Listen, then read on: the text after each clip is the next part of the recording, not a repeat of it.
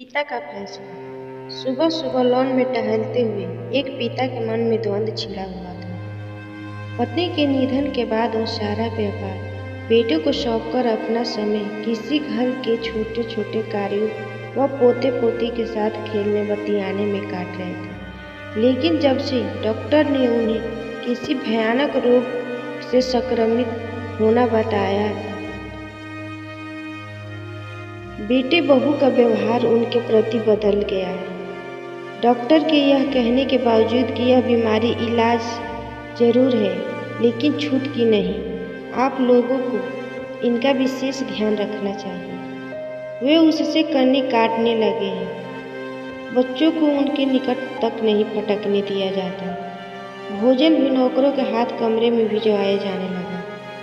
उन्हें अब अपनी मेहनत के बल पर खड़ा किया गया अपना साम्राज्य, बंगला, गाड़ी, नौकर चाकर, बैंक बैलेंस आदि सब व्यर्थ लगने लगा है। टहलते टहलते हुए बेटे बहू की लॉन की में खुलने वाली खिड़की के निकट से गुजरे तो उनकी अस्फुट बातचीत से पिताजी शब्द सुनकर वहीं आड़ में खड़े होकर उनकी बातचीत सुनने लगे। बहू कह रही थी, देखो पिताजी की बीमारी चाहे छूत की भी न हो, लेकिन मैं परिवार के स्वास्थ्य के मामले में कोई रिस्क नहीं लेना चाहती।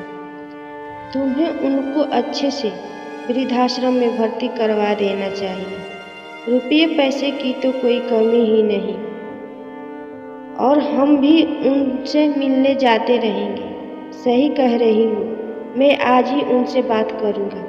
पिताजी के कान इसके आगे कुछ नहीं सुन सके। उनके घूमते हुए कदम शिथिल पड़ने लगे और वे कमरे में आकर निठाल होकर बिस्तर पर पड़ गए। रात को भोजन के बाद बेटे ने जब नीची निगाहों से उनके कमरे में प्रवेश किया, वे एक दृढ़ निश्चय के साथ स्वयं को नई जिंदगी के लिए तैयार कर चुके थे।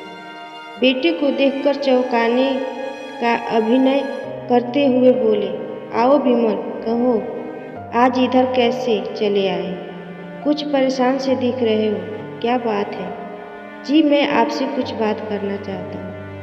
सर झुकाए हुए ही विमल ने पूछे से स्वर में कहा, मुझे भी तुमसे कुछ कहना है बेटा।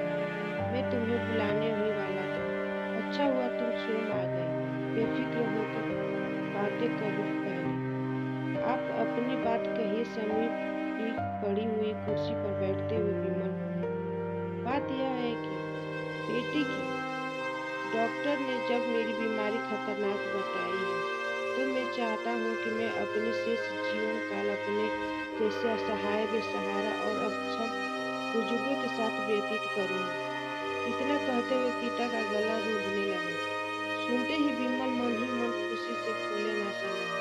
पिताजी ने स्वयं आगे रह कर उसे अपराध बोध से मुक्त कर दिया, लेकिन दिखावे के लिए उसने पिता से कहा, यह आप क्या कह रहे हैं पिताजी? आपको यहाँ रहने में क्या दिक्कत है?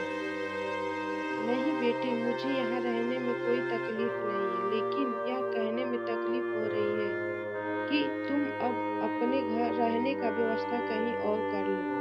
मैंने इस बंगले को वृद्धाश्रम का रूप देने का निर्णय किया है कि अपनी यादों और जड़ों से जुड़ा रहकर जिंदगी जी सकूं। और हाँ, तुम भी कुछ कहना चाहते थे ना?